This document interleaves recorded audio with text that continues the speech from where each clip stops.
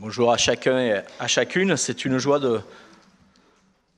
une responsabilité et aussi un défi pour moi d'être ici devant vous, partager la parole de Dieu. Nous avons besoin d'entendre la parole de Dieu. Nous avons besoin d'être visités,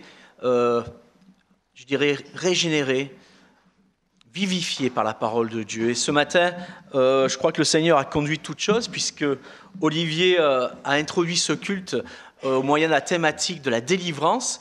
Et croyez-moi qu'on ne s'est pas concerté, mais c'est précisément là-dessus que j'aimerais vous parler ce matin. Et pour ce faire, nous voulons lire ensemble dans le livre de l'Exode, chapitre 5, à partir du verset 15. Exode, chapitre 5, à partir du verset 15.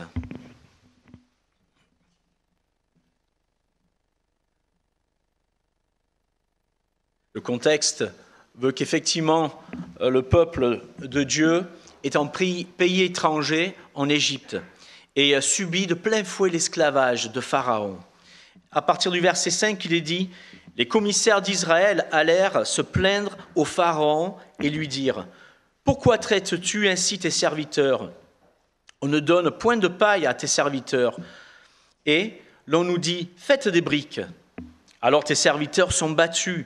Et c'est un peuple qui est en faute. Le Pharaon répondit, « Vous êtes des paresseux. Voilà pourquoi vous dites, allons offrir des sacrifices à l'Éternel. Maintenant, allez à votre tâche. On ne vous donnera plus de paille et vous livrerez la même quantité de briques. » Verset 19, les commissaires des Israélites virent qu'on les rendait malheureux en disant « Vous ne diminuerez rien du nombre de briques à livrer chaque jour. » En sortant de chez le Pharaon, ils rejoignirent Moïse et Aaron qui les attendaient. Ils leur dirent « Que l'Éternel vous regarde et qu'il juge. Vous nous avez rendus odieux au Pharaon et à ses serviteurs.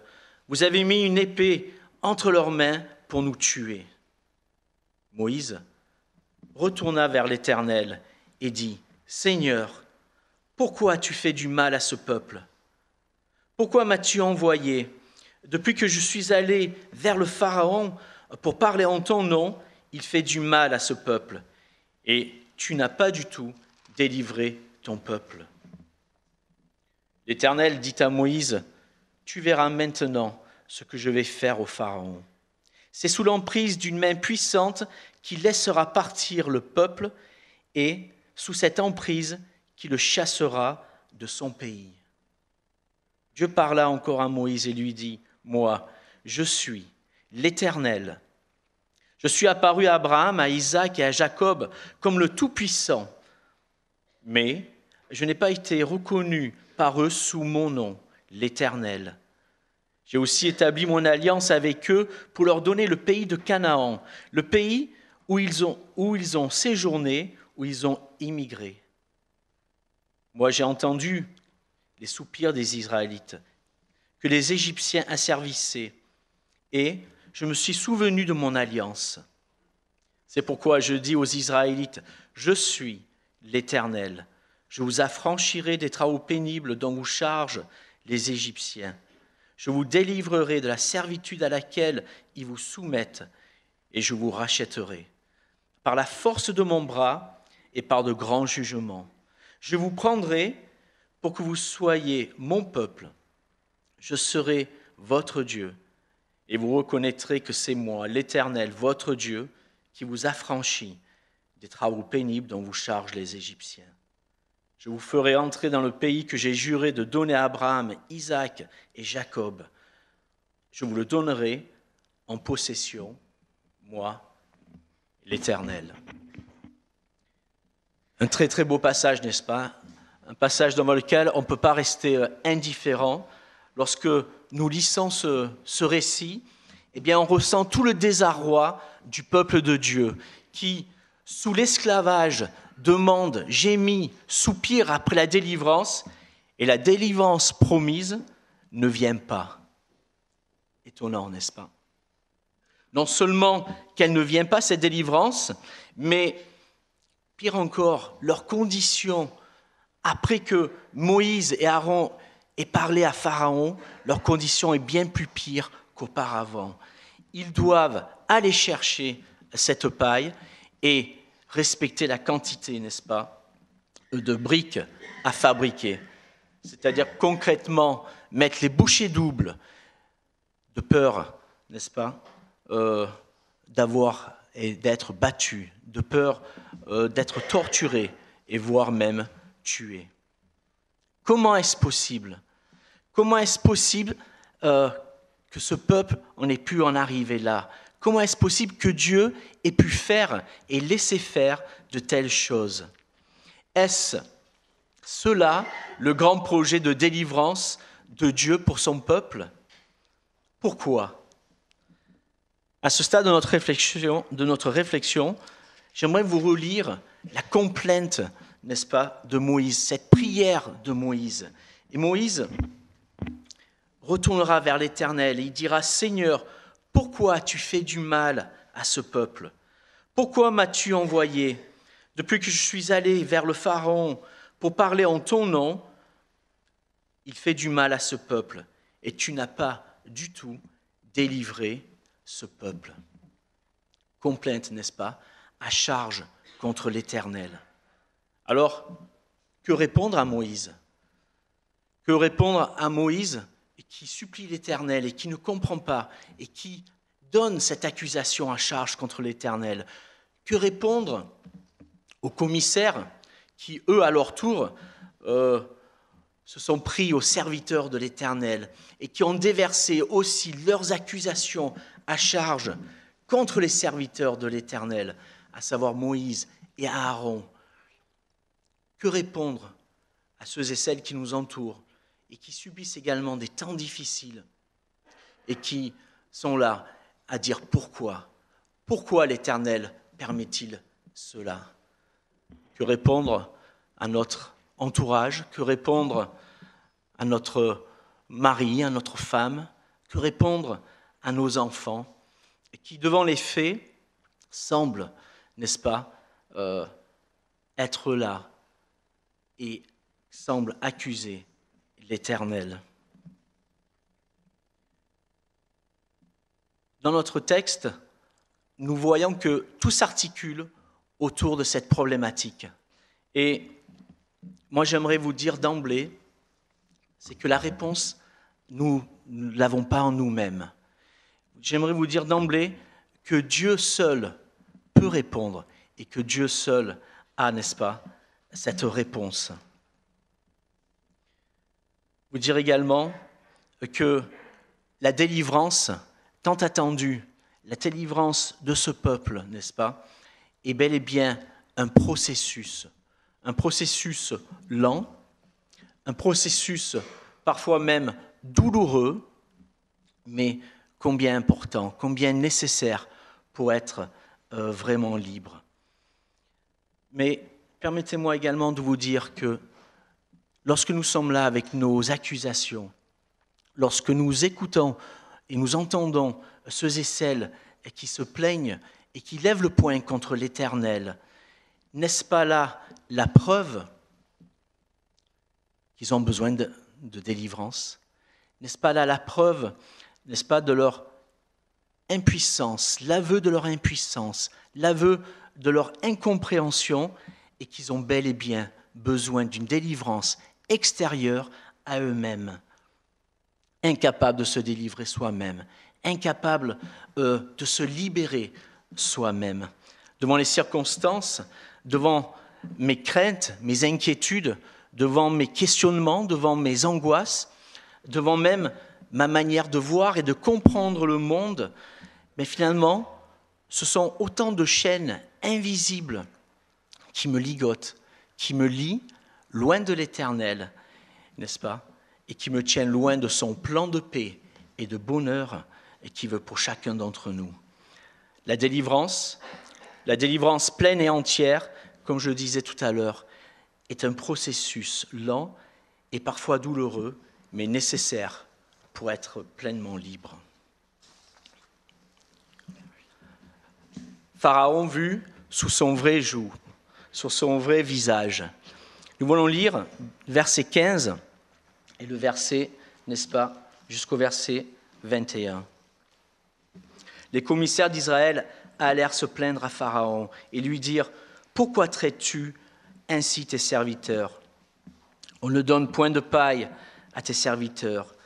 Et l'on nous dit « Faites des briques. » Alors tes serviteurs sont battus et c'est ton peuple qui est en faute ? Le Pharaon répondit « Vous êtes des paresseux. Des paresseux. Voilà pourquoi vous dites « Allons offrir des sacrifices à l'Éternel. » Maintenant, allez à votre tâche et on ne vous donnera plus de paille et vous livrerez la même quantité de briques. Les commissaires des Israélites virent qu'on les rendait malheureux en disant « Vous ne diminuerez rien du nombre de briques à livrer chaque jour. » Et en sortant, n'est-ce pas, au verset 20, en sortant de chez le Pharaon, ils rejoignirent Moïse et Aaron, qui les attendaient. Ils leur dirent que l'Éternel vous regarde et qui juge. Vous nous avez rendus odieux au Pharaon et à ses serviteurs. Vous avez mis une épée entre leurs mains pour nous tuer. Dans ce passage, les commissaires se plaignent au Pharaon. Pourquoi traites-tu ainsi tes serviteurs ? Et la raison annoncée par le Pharaon, c'est qu'ils sont paresseux, n'est-ce pas ? Pourquoi agis-tu ainsi ? Et puis le Pharaon répond, ils sont paresseux. Ils utilisent un prétexte, celui d'offrir des sacrifices à l'Éternel pour ne pas travailler. C'est ce qu'il avance, le Pharaon. C'est ce qu'il dira, n'est-ce pas, aux commissaires. Alors, il faut les accabler. Il faut les accabler de travail pour qu'ils ne prennent plus garde à ces faussetés. Dans le passage un petit peu plus haut, verset 9, le Pharaon dira « Accablez-les, ces gens de travail, qu'ils aient par là de quoi s'occuper et ne prennent plus garde à ces faussetés. » En fait, le Pharaon n'a que pour but de les inonder de travail, n'a que pour but de les accabler de travail pour les empêcher de réfléchir, pour les empêcher de se poser des questions du type « Pourquoi sommes-nous là ? Comment en sommes-nous arrivés là ? Est-ce que Dieu existe ? Est-ce que l'Éternel s'intéresse à nous ? Quel est son plan pour nous ? Accablés par le travail, impossible de réfléchir, impossible de se poser des questions. Oui, le Pharaon les culpabilise, les inonde de travail pour faire d'eux des artisans bâtisseurs dont il a besoin pour sa gloire. Le peuple, en tant que tel, ne l'intéresse pas, mais ce qui l'intéresse, c'est ce qu'il produit, et c'est ce qu'ils produisent, chacun. Un peu plus haut, il est dit au verset 5, le Pharaon dit « C'est maintenant où cette population née dans le pays est devenue nombreuse que vous allez interrompre ces travaux ?» N'est-ce pas ? Le Pharaon ne les aime pas. Le Pharaon ne s'intéresse nullement à eux. Ce qui l'intéresse, c'est ce qu'ils produisent. Ce qui les intéresse, c'est ce qu'ils font pour sa gloire. Pour avoir leurs bras, il accapare tout leur temps, il accapare tout leur esprit. Alors effectivement, la vérité, c'est que le Pharaon ne les aime pas. La vérité, c'est qu'il fera tout pour brouiller les cartes, pour que ce peuple n'ait plus envie de croire à la délivrance promise et ne se mette plus en chemin pour effectivement obéir à l'Éternel. Le Pharaon brouille les cartes. Et malheureusement, on peut constater dans notre texte que ça marche, n'est-ce pas ? Ça marche puisque aussi bien dans la bouche des commissaires, porte-parole du peuple, aussi bien dans la bouche de Moïse, eh bien, effectivement, il y a ces accusations à charge contre l'Éternel. Les cartes sont brouillées, n'est-ce pas ? On ne démêle même plus le vrai du faux. Voilà que les commissaires accusent Moïse et Aaron d'avoir mis une épée entre les mains de Pharaon et ne plus les sentir. Quand le texte nous dit, ici dans la traduction, « Vous nous avez rendus odieux », le littéral dit, n'est-ce pas, nous sommes comme une odeur puante dans les narines de Pharaon. Il ne peut plus nous sentir. Les cartes sont brouillées et on ne distingue plus le vrai du faux. La vérité est que le Pharaon, n'est-ce pas, est vu sur son vrai visage. Et que cela fait bien longtemps qu'il avait une épée déjà entre les mains. Et si l'Éternel n'était pas intervenu, Moïse n'aurait pas été devant eux, celui que l'Éternel a choisi pour sauver son peuple. Moïse est la preuve vivante que l'Éternel se préoccupe de son peuple par amour pour son peuple et pour sa gloire. Malgré les mauvais choix de son peuple, ces choix qui ont été les leurs, le choix de décider de poser ses bagages dans un pays étranger, malgré le fait qu'il se soit installé dans ce pays et non pas à Canaan, le pays selon la promesse, eh bien malgré ce choix-là, l'Éternel vient de nouveau vers ce peuple, n'est-ce pas, pour le secourir, pour le délivrer, mais tout en l'enseignant combien ce peuple s'est éloigné de lui. C'est ainsi en délaissant le projet de Dieu qu'ils sont devenus artisans de leur propre malheur, en devenant bâtisseurs, n'est-ce pas, pour Pharaon, et non pas pour l'Éternel. Je trouve qu'il est intéressant de se pencher un petit peu sur ce peuple et de se dire comment en sont-ils arrivés là. On se rappelle, n'est-ce pas, dans l'histoire que Jacob va envoyer ses fils. Dieu a préparé le chemin d'avance avec Joseph. Joseph, dans ce pays d'Égypte, connaîtra le fait d'être reconnu par Pharaon et le fait que Dieu est tout pourvu et le fait que Joseph était dans ce pays, eh bien pendant ce temps de famine et pendant un temps donné, Dieu a secouru cette famille qui deviendra nombreuse, qui deviendra une nation et qui veut devenir son peuple. Mais ils se sont assis et ils ont posé les bagages. Ils ont posé les bagages dans ce pays en tournant, n'est-ce pas, le dos à ce pays de la promesse, en tournant le dos à l'Éternel. Dans Matthieu 6, 24, il est dit « Nul ne peut servir deux maîtres, car ou il haïra l'un et aimera l'autre, ou il s'attachera à l'un et méprisera l'autre. Vous ne pouvez servir Dieu et Mammon. Et je crois que ce texte caractérise bien, n'est-ce pas, l'état dans lequel ce peuple se trouvait. Ce peuple avait besoin de comprendre que l'on ne peut pas servir et l'Éternel et Pharaon. La preuve en est, devenant bâtisseurs pour Pharaon, ils sont devenus artisans de leur propre malheur. Cette vérité me touche, car je me dis, qu'en est-il de moi, qu'en est-il de toi? Est-ce que nous sommes si bien lotis dans ce monde au point que nous avons posé nos bagages, au point que nous avons délaissé la promesse, voire même oublié la promesse, au point où nous ne voyons même plus cette cité céleste à laquelle le Seigneur me demande dès aujourd'hui de bâtir? Le Seigneur me demande dès aujourd'hui, n'est-ce pas, de travailler pour l'avancement de son règne. Qu'en est-il de toi? Qu'en est-il de moi? Trop souvent, nous accusons l'Éternel, mais quand on regarde de près, eh bien, on réalise que bien avant, moi, j'avais quitté le chemin sur lequel le Seigneur me demandait, n'est-ce pas, de me tenir.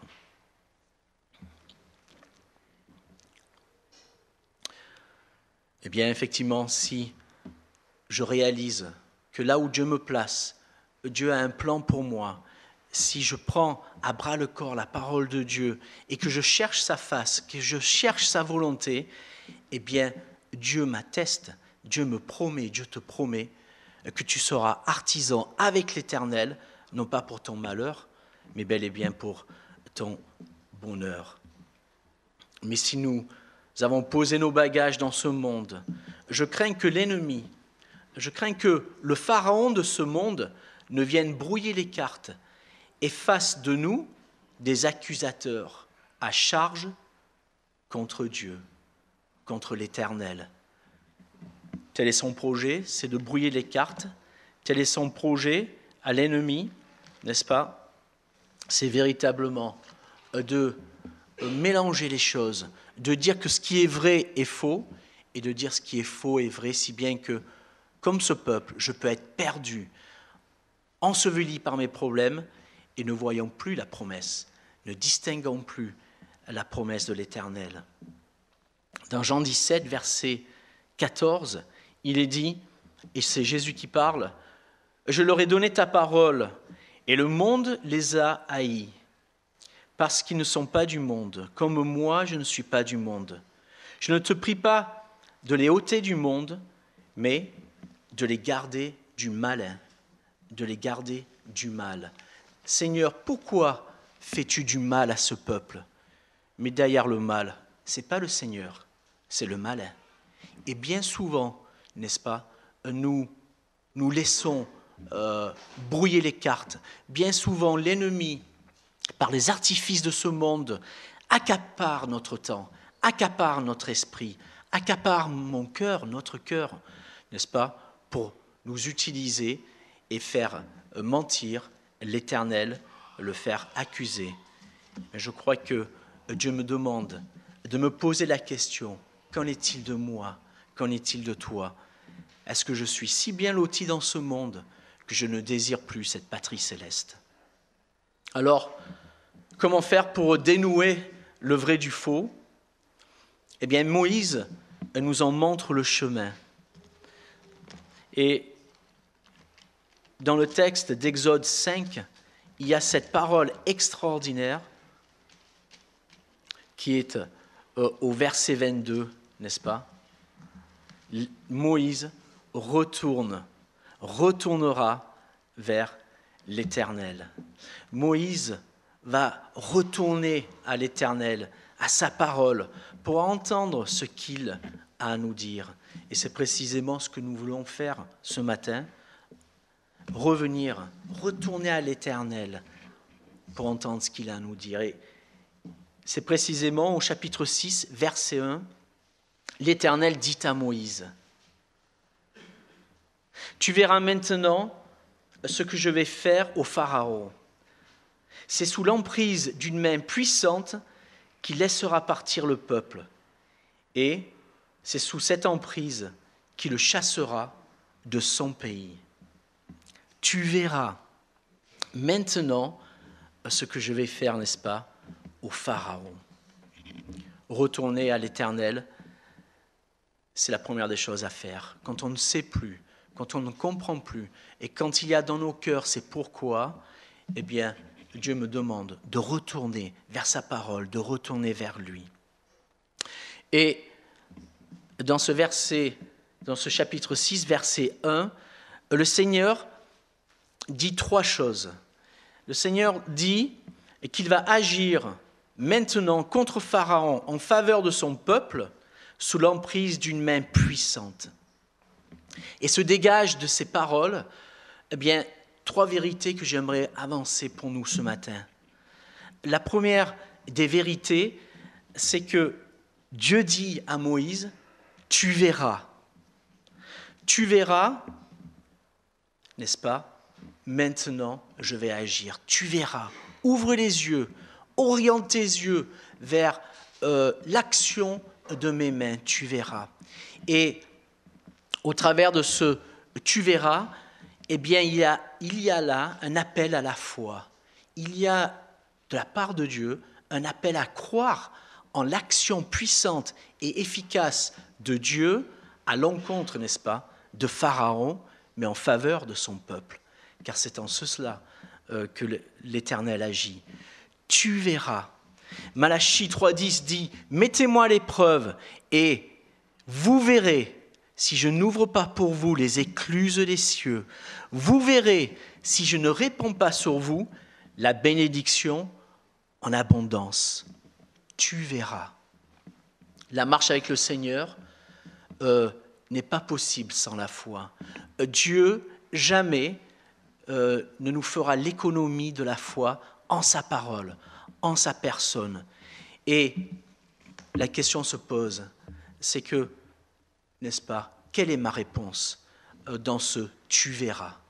Tu verras maintenant combien je vais agir à l'encontre de Pharaon. Est-ce que tu le crois? Est-ce que tu crois que Dieu agit justement, efficacement dans ta vie, dans ce monde, dans ton entourage? Eh bien, il appelle Moïse à croire, à placer sa foi dans ce « tu verras », dans l'Éternel. Deuxièmement, il y a ce deuxième leçon que j'aimerais mettre en avant pour nous ce matin, c'est le maintenant, n'est-ce pas? Tu verras maintenant que je vais agir. Et je me suis intéressé sur le maintenant et je me suis dit, oui, Dieu a son temps. La délivrance n'était pas immédiate, on l'a vu avec ce peuple. La délivrance promise ne vient pas, non, ce n'est pas le temps, ce n'est pas le moment. Le maintenant de Dieu, dans tel ou tel domaine de ma vie, eh bien c'est au temps de Dieu, au moment où Dieu l'aura choisi. Mais on peut être certain que le moment choisi par Dieu, c'est le meilleur moment, c'est le meilleur temps. Certes, ce n'est pas mon temps, ce n'est pas mon moment, ce n'est pas ma manière de faire, ce n'est pas comme ça que j'aurais agi, Seigneur. Mais ce qui est sûr, c'est ce que le Seigneur fait. Et au moment où il le fait merveilleusement bien. Le peuple n'avait-il pas besoin de comprendre et de voir le vrai visage de Pharaon? Je le crois. Le peuple n'avait-il pas besoin de comprendre que le pays dans lequel ils avaient déposé leurs bagages n'est qu'une impasse, une voie sans issue? Je crois qu'ils avaient besoin de le comprendre. Et là encore, Dieu a agi, pas contre Pharaon, mais dans le cœur de son peuple. Et je crois que Dieu, dans les épreuves, agit également dans nos cœurs pour nous faire comprendre que parfois le chemin que j'utilise n'est pas le bon, que parfois le lieu où je m'arrête et là où je tourne le dos à l'Éternel, eh bien c'est une voie sans issue. C'est un lieu, n'est-ce pas, de détresse, de désarroi complet et sans vie. Maintenant, tu verras maintenant, à mon temps, au temps marqué de Dieu, n'est-ce pas? Eh bien, je vais maintenant agir contre Pharaon en faveur de mon peuple. En réfléchissant à ce maintenant, je pensais à David. On connaît tous David, et on sait que David, très jeune, avait été visité par Samuel, le prophète, et il savait très jeune que Dieu l'avait choisi comme roi d'Israël. Mais combien d'années se sont écoulées entre le moment où il sait, entre le moment où Dieu va lui dire « tu verras » et le moment de la réalisation de son intronisation? Il s'est passé des années. Et des années de pourquoi? Des années certainement pour David de souffrance. Mais permettez-moi de vous dire que les psaumes, qui peut s'en passer? Ces temps où David était en fuite devant Saül, ces temps où il a rédigé ses psaumes, ces temps où il a ouvert son cœur, crié à l'Éternel et qui a trouvé, combien même il n'était pas roi à ce moment-là, tout le réconfort en la personne de l'Éternel. Oui, Dieu doit d'abord travailler dans mon cœur et la délivrance viendra. La délivrance associée, n'est-ce pas, à cette vie de sainteté que le Seigneur veut pour moi, associée à ce processus de sainteté par le Saint-Esprit dans ma vie, est bel et bien un processus lent, parfois douloureux, mais tellement nécessaire pour moi, pour m'affranchir de toutes ces chaînes, de tous mes préjugés, et pour être réellement libre en Christ.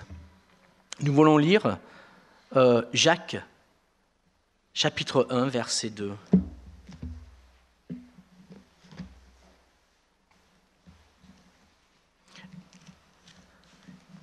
Et dans ce passage, chapitre 1, versets 2 et 4, on voit toute l'importance, n'est-ce pas, de ce maintenant, de ce temps de Dieu, d'être à l'école de Dieu et de marcher avec lui tout en le laissant, n'est-ce pas, nous former à son image.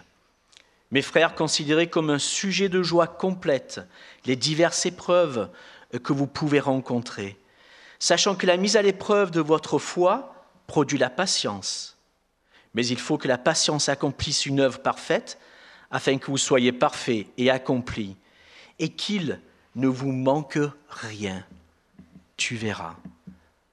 J'accomplirai mon œuvre en ta personne, n'est-ce pas? J'accomplirai cette œuvre de délivrance pleine et entière de toutes ces chaînes qui t'accablent. Tu verras que maintenant, je vais agir. Et puis il y a cette troisième vérité qui apparaît là dans ce texte, c'est la même puissante de Dieu.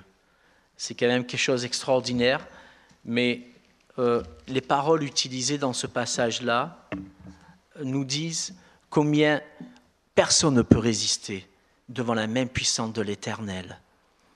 Même pas un pharaon, même pas, n'est-ce pas, toutes les forces invisibles.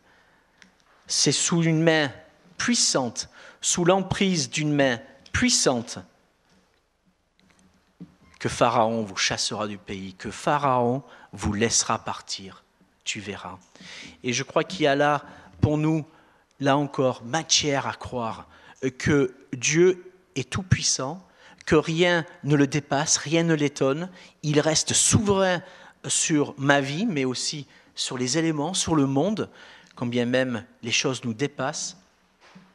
Mais voilà, il a sa main puissante qui est là et qui œuvre pour sa gloire. Et en même temps, c'est sous sa main puissante, n'est-ce pas, que nous nous trouvons.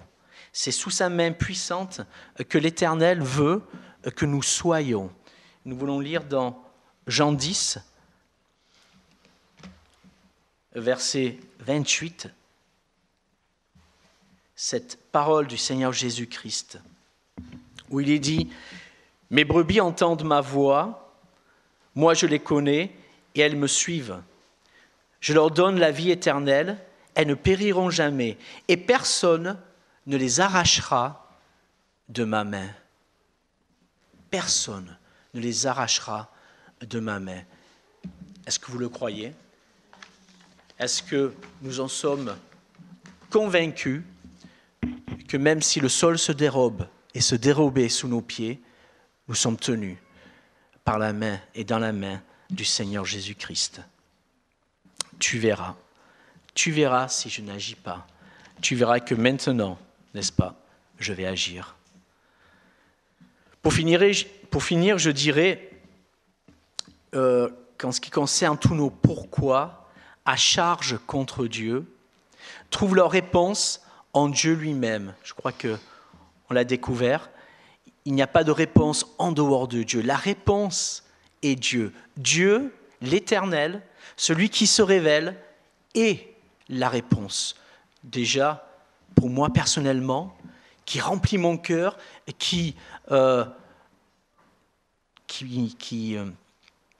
remplit tout mon être. Voilà, j'ai perdu mes mots.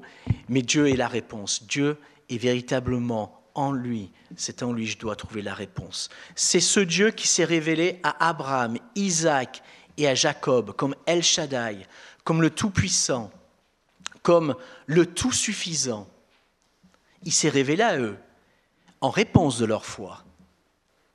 C'est ce même Dieu qui s'est révélé à Moïse comme Yahvé, l'Éternel, c'est-à-dire celui qui est, en réponse de sa foi, l'être incontournable et qui n'est pas une option parmi tant d'autres.